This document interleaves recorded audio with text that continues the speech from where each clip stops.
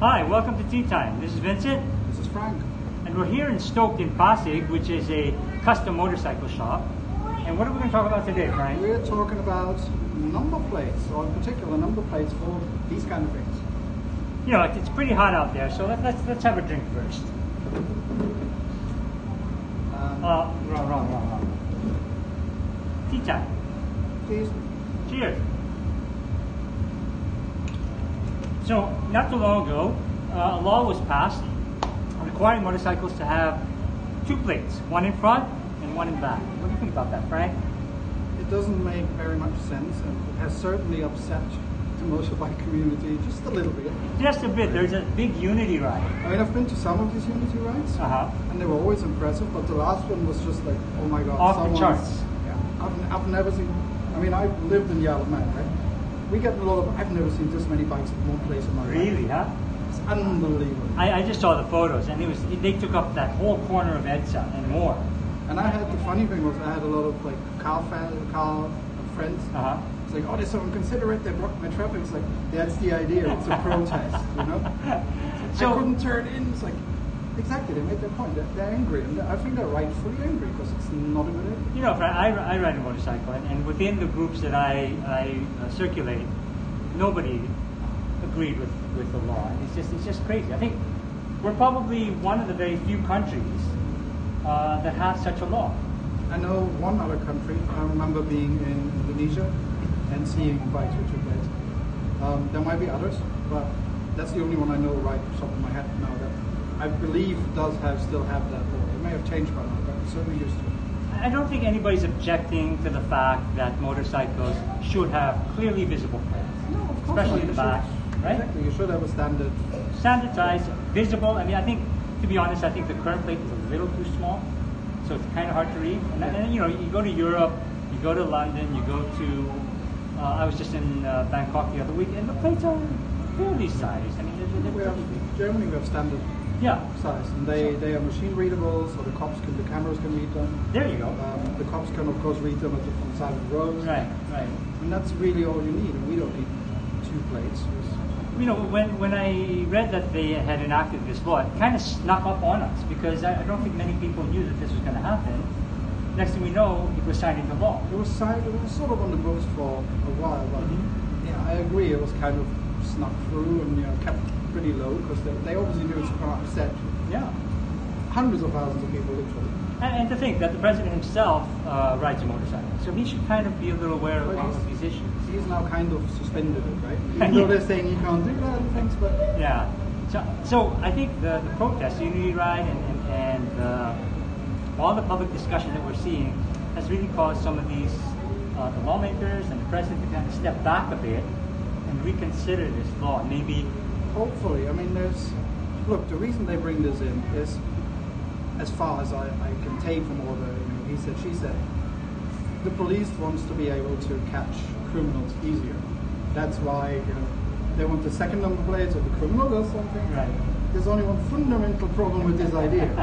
Criminals don't care about laws. That's why they're criminals. And if I were going to do a crime on a motorcycle with a guy riding behind, I'm not going to use my real plate. Exactly. Or your real bike. I mean, what idiot would use a real plate, right? Maybe they're hoping for some really stupid criminals. I mean, even in cars, people switch plates. I mean, cars that are used in crimes. You steal a car to do. Yeah, you steal a car. Exactly. You steal a car with a legitimate plate to do your crime, and you're gone. So really, you could be mean, and you could say it's sort of a lazy policing thing. I don't think it's quite that harsh. I mean, the police here does have a pretty tough job with thousands of bikes and people, and look out on the chaos out there. Yeah. So I can understand that they want to be able to easier identify the guy who just went past them. Right.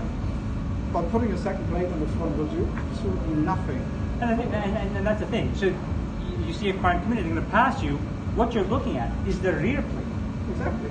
You're not going to be looking you're chasing the guy. You're chasing from the rear, right? You're not in front of him, because then he's chasing you. Something's wrong. So you should be behind him. When the law came out, it reminded me of this. I don't know if you ever caught this. The anti-hammer ordinance. Oh, remember that? Right.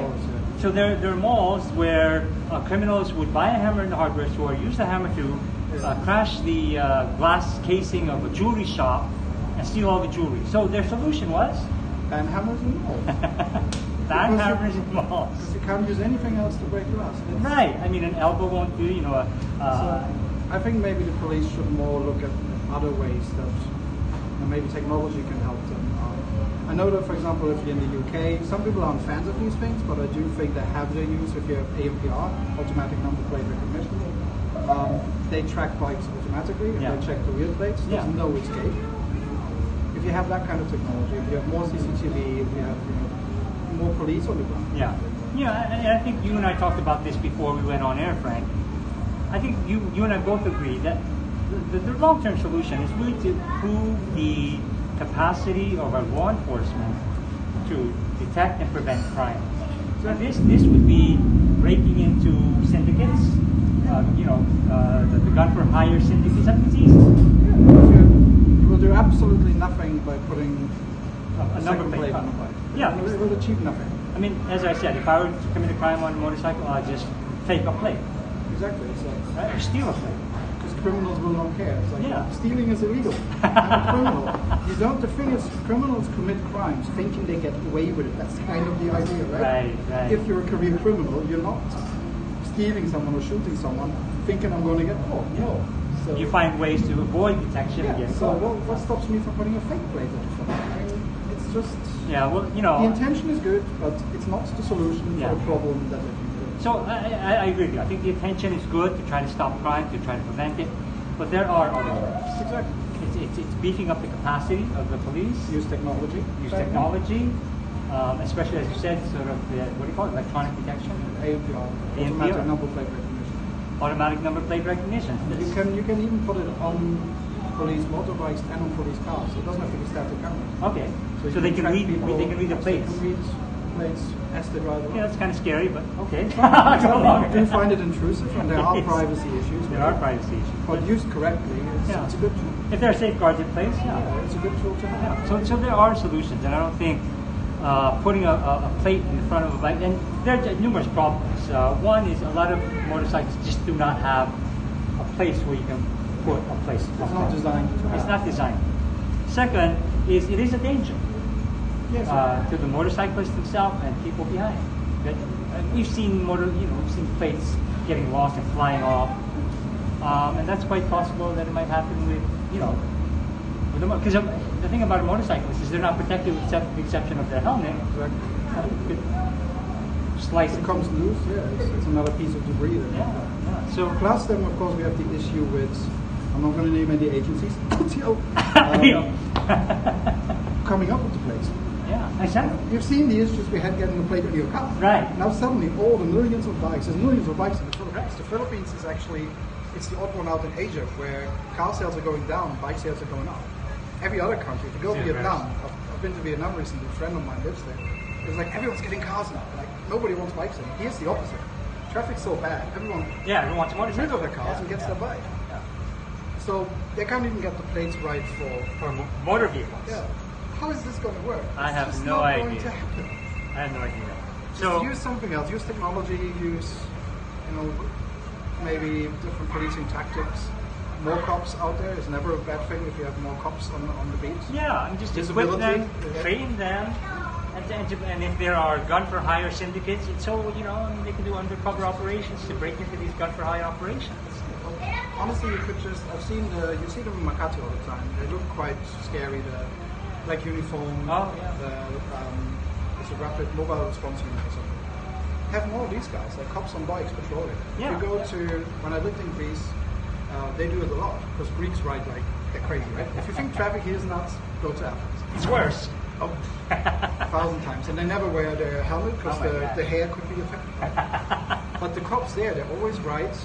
You hardly ever see cops in cars. You see them on motorbikes, always two bikes with two cops each, and they just patrol and patrol and patrol. Do they have a riding-in-tandem problem? Not really. Probably not, right? They have a speeding problem and a helmet problem. Yeah, but that's different. So they're just very visible, and they just fight fire with fire. Yeah. So I think it's good that the president has sort of stepped back from it, and they should try to iron something out. Either rescind the law, amend the law, or I don't know if they can fix it through the implementing rules and regulations, which I think they're trying to do now. It's just bad if they get rid of it and come up with something else. Yeah, it's really bad all around. So I think, Frank, we're at the end of our tea time. That was a good discussion.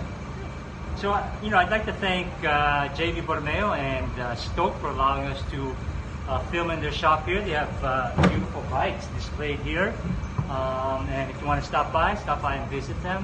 They have motorcycle gear, they have surf gear, all sorts of things. So thanks to Stoke and to our friend JV for allowing us to film here. So that's it, Frank. We'll see you next time. And we're out. Bye. See ya.